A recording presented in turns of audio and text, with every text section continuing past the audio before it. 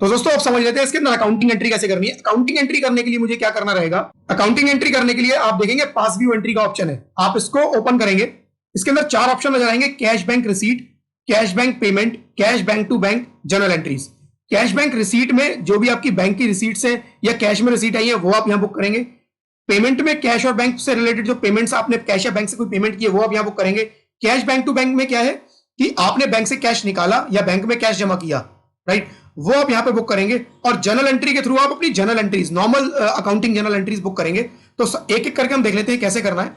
Cash bank receipt में आपको क्या करना है, कैश बैंक रिसीट बुक करने के लिए आपको एड कैश रिसीट सबसे पहले करना है, right. Add cash receipt, add cash receipt में सिंपल है, अमाउंट रिसीव फ्रॉम, कहां से आपको अमाउंट रिसीव हुआ है, अमाउंट रिसीव्ड इन, किससे अमाउंट रिसीव हुआ वो आपको यहां से सिलेक्ट करना है।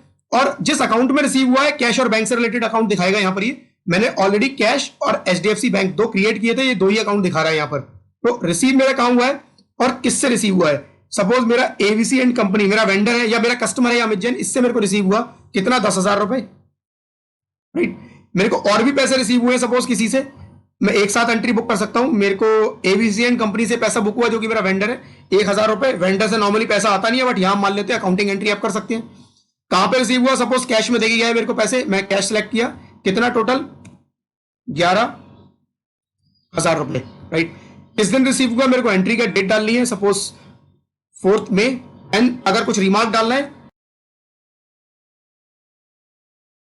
एंड देन आपको सेव करना है। अब देखिए एक एंट्री आपकी यहां पर बुक हो गई है।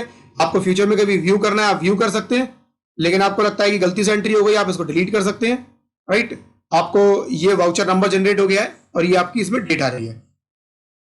दूसरा cash bank payment, same cash bank payment का प्रोसेस है, add cash payment. Add cash payment में आपको कैसे करना है, आपको किस आप अमाउंट पेड फ्रॉम, आपने जो पेमेंट किया है वो कहां से पे किया, आपने कैश में पे किया एचडीएफसी बैंक, आपके मल्टीपल बैंक है, आप मल्टीपल बैंक ऐड कर सकते हैं अकाउंट्स में जाके, राइट। तो सपोज आपने कैश में पे किया, आपने किसको पे किया है, सपोज आपने कुछ परचेज किया है गुड्स, राइट, डायरेक्टली आपने एक्सपेंस की एंट्री बुक करनी है, आप कर सकते हैं। बट एडवाइजेबल यही है कि अगर आपने कुछ परचेज किया है तो क्योंकि उसमें जीएसटी का क्रेडिट भी आपका इन्वॉल्व होगा, तो आप डायरेक्ट एंट्री मत कीजिए, वो आपको गुड्स में जाके परचेज के थ्रू करनी है या सर्विस एंड एक्सपेंस में जाके परचेज के थ्रू करनी है। जहां पर भी जीएसटी की इन्वॉल्वमेंट है वो आप डायरेक्ट परचेज मत बुक कीजिएगा। तो मैं इसको हटा देता हूं, एग्जांपल भी मैं इसका नहीं देता। सपोज इलेक्ट्रिसिटी एक्सपेंस मैंने दिया और इसमें कोई जीएसटी भी इन्वॉल्व नहीं है मेरा, राइट। तो कैश में मैंने कितने का, 1,000 रुपए का जीएसटी का अमाउंट पे किया, इलेक्ट्रिसिटी बिल पे किया, राइट। किस दिन मैंने पे किया है, suppose 11th of May, being electricity bill paid for May 2020 and then save। तो आपको एंट्री यहां पर नजर आ जाएगी, आपको व्यू करना है व्यू कर सकते हैं, डिलीट करना है गलती से हो गया डिलीट कर सकते हैं।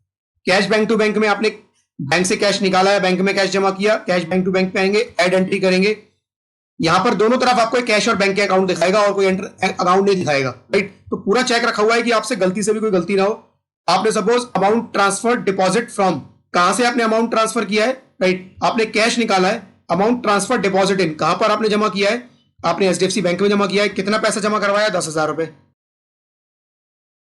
इस दिन आपने जमा करवाया वो आपको डेट बतानी है, 13th of May, सेव।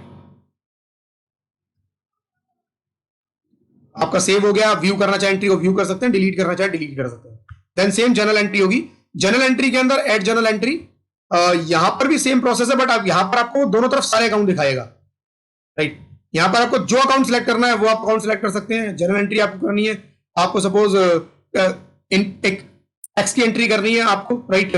आपको जो जीएसटी का इनपुट क्रेडिट है उसको जीएसटी पेबल में शिफ्ट करना है, राइट। तो मैं क्या करूंगा, जीएसटी पेबल को मैं डेबिट करूंगा, जीएसटी जो मेरा पेबल है, सपोज 1,000 रुपए का मेरा इनपुट पड़ा हुआ है और मैं क्रेडिट इसको करूंगा, जीएसटी इनपुट क्रेडिट जो है मेरा आईटीसी जो है उसको मैं क्रेडिट करूंगा 1,000 रुपए से और मैं उसको ट्रांसफर कर दूंगा इनपुट को पेबल में एंड देन सेव। आपकी वो एंट्री हो गई, दूसरी एंट्री करनी है आप यहां से कर सकते हैं, राइट। मेरे को उस एंट्री को व्यू करना है, मैं व्यू कर सकता हूं, डिलीट कर सकता हूं।